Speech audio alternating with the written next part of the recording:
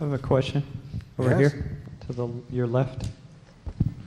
I have a situation with my intimate partner that many times we get together and we argue a lot, and I have this need that you were saying earlier is inappropriate, that I want her to be happy. And I didn't say it was inappropriate. I said it was undoable. Okay, right. That's what she keeps telling me. But If you're going to tell me to be happy, tell me the action to get there.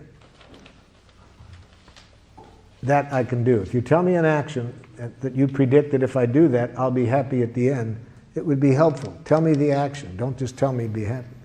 Don't tell me to have confidence in myself. Tell me what you would like me to do to feel that confidence. The action will get me there, but just telling me what to feel puts me into a paradoxical bind. okay.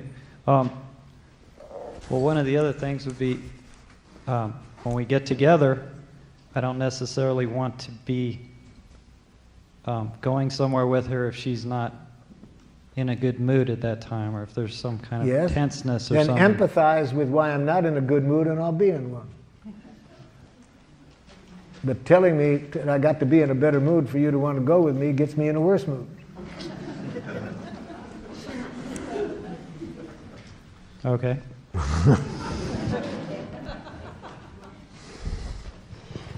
I'm wondering if there's some times when it's over here.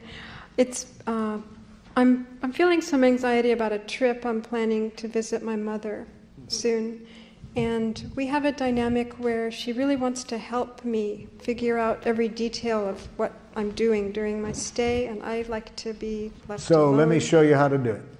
And I'm afraid that if I talk to her like Yes. this, it's going to make matters much worse. Okay, then we'll teach you how, if it does, we'll show you how to enjoy it when it gets worse. Okay. But first, let me show you the first thing to do. If we want a person to consider another behavior than the one they're doing, start the communication by showing them that what they're doing is the most precious thing they could be doing. This way, empathy.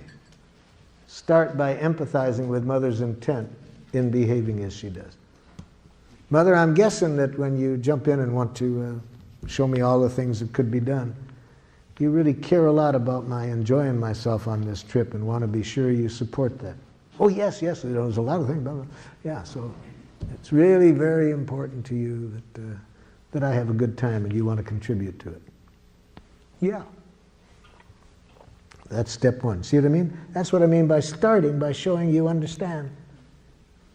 Now, the more we're concerned about that behavior, the more important it is to start with this. See, that's why when I work in prisons and this person has been sexually molesting people or raping people, if I would like this person to find another way of behaving, the first thing I got to do is make sure they don't hate themselves for what they're doing.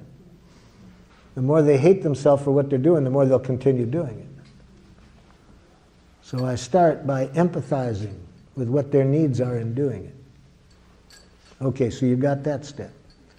The next step, what we started off the day with, I tell honestly how I feel. And Mom, I'm feeling torn right now because I'm grateful for your intent. But I really have a need to kind of make my own choices here because I think it'd be very hard for anybody else to really know what I need, and I need this space to figure it out for myself. So would you tell me what you heard me say, Mother, so I can see if I'm making myself clear?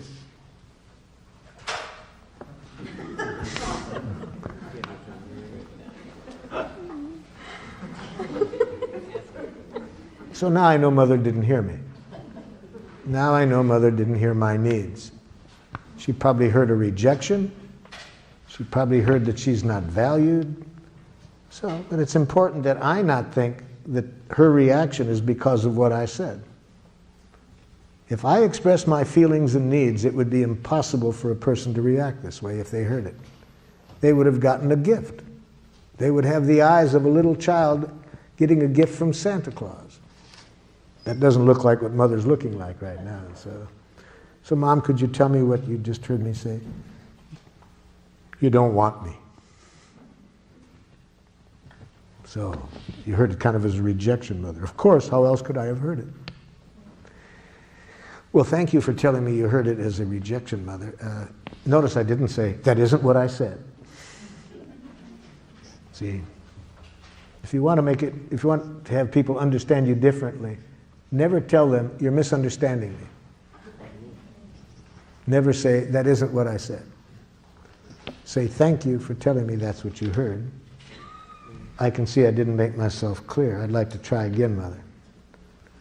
As I do value very much your offering to help, but I have a need to kind of get my own needs clear and structure my own time. Can you tell me what you hear me say? So you think I don't have any intelligence about helping you. Thank you for telling me that's what you're hearing, Mother. I'd like you to hear it differently. I'd like you just to hear my needs, that I have a real need to kind of sort things out for myself and structure my own time. Could you tell me what you heard? See, you have a need to kind of get clear for yourself what you want and to figure things out. Thank you, Mother. See how easy it is to get empathy from a jackal? Just about 3 ear pulls and I got it, right?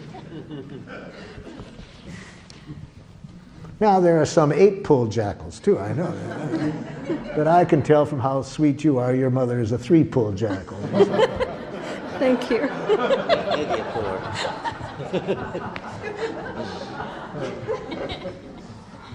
Yes. You mentioned earlier this morning about enjoying suffering. Could you elaborate on that? Oh yes, that's very important. Thank you for bringing back to me about it. Okay, a friend of yours says this to you. I'm a nothing. Thanks. I'll never amount to anything. Look, I'm an assistant clerk at age 45. And my brother's a head of his company. And my sister is a top attorney. And I'm a nothing. Okay? Now, to enjoy this person's suffering, we have to release ourselves from 2 kinds of responsibility. First, that we didn't cause the pain. And we want to release ourselves from that, especially when the other person is trying to make us believe we did cause the pain. See, so if this person had started, and you're at fault for all of this, why am I nothing? Especially when a person says that, we do not want to in any way think we caused this person's pain, because you can't cause another person's psychological pain. Well, in this case, the person wasn't saying that, so that's pretty easy to liberate ourselves from feeling responsible. But the second one is the hard one. To think we have to fix it, to make the person feel better. The more we think it's our job to make a person feel better, the more we're going to make it worse. Because you can't fix people. The good news is you don't have to. There is a very powerful healing energy always available if we don't block it. And how do we block that energy? By trying to fix things ourselves. So how do we help that energy do the job? By empathy. And empathy requires presence, just to be present. When we are just present, when we are remembering the Buddha's advice, don't do something, stand there. When we do that, and that energy works through us, there is a precious connection between that person and us. And that precious connection is what I mean by enjoy the pain, to enjoy that precious connection.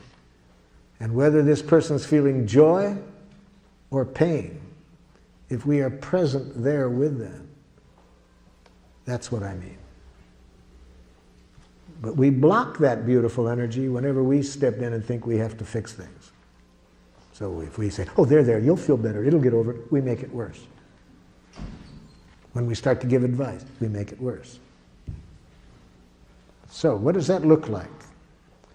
So you're feeling really discouraged and really would like to have achieved more in your life at this moment than you've done. Yes, I've had every opportunity, and look at me, I've just never made use of anything, you know. Yeah, so you're really discouraged and frustrated and would really have liked to have made different use of some things than you have. Yeah. See, I'm just present. I'm not trying to fix it.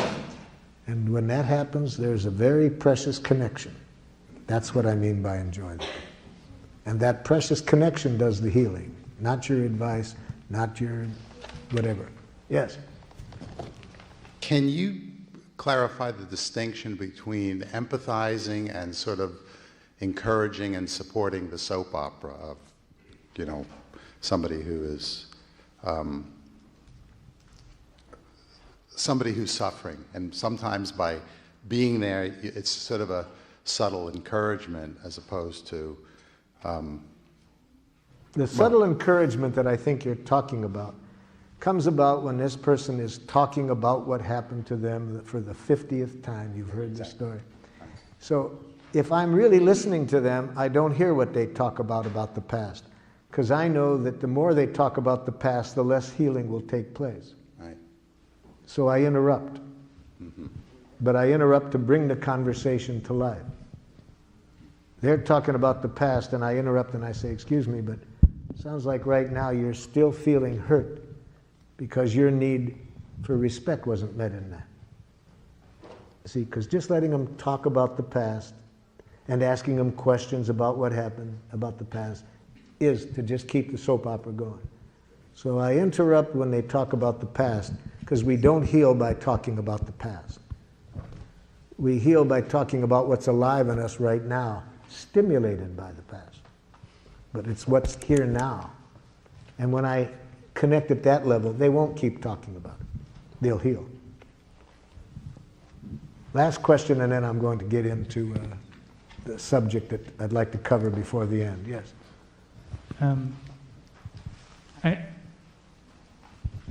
You talk about having, let's see, that someone else cannot cause our emotional pain. That's right. And I think about the abuse that I grew up with and that I see in Yes. a lot of families, Yes. and the suffering that I've Yes. experienced throughout my life, Yes. and through my recovery and all that. And yes, and other people were a stimulus for your suffering. And you were a participant by how you dealt with it.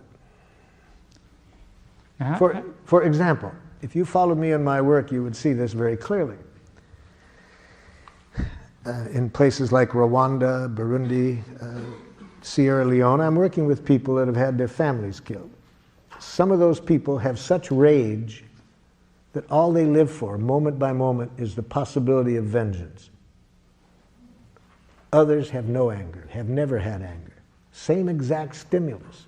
They have deep feelings, but not rage. So it is not the stimulus that determines how our emotional reaction is. That part is up to us. I work with some women, unfortunately a lot, who have been raped. And some of them feel shame, deep shame. Some feel rage. Some feel other things. So the same stimulus, it depends how people take it, whether they feel shame, rage, or other things. I'm working with a woman from Rwanda who had, she heard her 3 children being killed because she got to underneath the sink, hid underneath the sink in time. Her children didn't make it to the hiding place in time. They got killed. She heard them. She heard her husband being killed and her brother. She had to stay underneath there 11 days to save her own life because they stayed in the house after they killed the family. This woman has deep feelings, but never once has she had the kind of anger that makes her want to get vengeance. She's put all of her feelings, and lots of them, into preventing this happening to anybody else. You see? So the way she looked at it leads her to want to prevent this happening to anybody else. She came to my workshop because she wanted to know how to deal with the rage toward her from other people in her tribe who are furious with her that she won't join their efforts to kill the other people. Same stimulus, quite different reactions. Okay, so I had the stimulus, and somewhere I learned how to deal with it in the way that I had dealt with it, and I'm learning to change that now. Yes. The worst thing, of course, would be, no matter how you did choose to deal with it, is to think there was something wrong with how you chose to deal with it. I'm not wanting us to get into one way is right or wrong. I'm just saying that no matter what happens to us, The other person's responsible for what they did. I'm not saying the other person doesn't have responsibility. That's my question about accountability. That person's responsible for what they did and why they did it.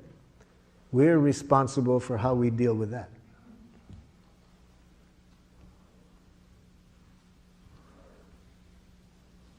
Okay? Let's get in. I'm just wondering how a child becomes responsible. I mean, still, children. The first in that thing I do situation. is I wouldn't want to teach the child the lesson I just taught you until I had given that child all the empathy that child needed, and I would guess it would be a lot. So I can see myself dealing with a long time of hearing this child's enormous pain as a result of this. But then, in the course of this, I would be seeing this child having some pain created by how they looked at it. So I would see that they're creating pain on top of pain by how they looked at it. So, after the child had all the empathy he or she needed, then I would do what I could to get them to see it in a way that wouldn't create unnecessary pain for themselves.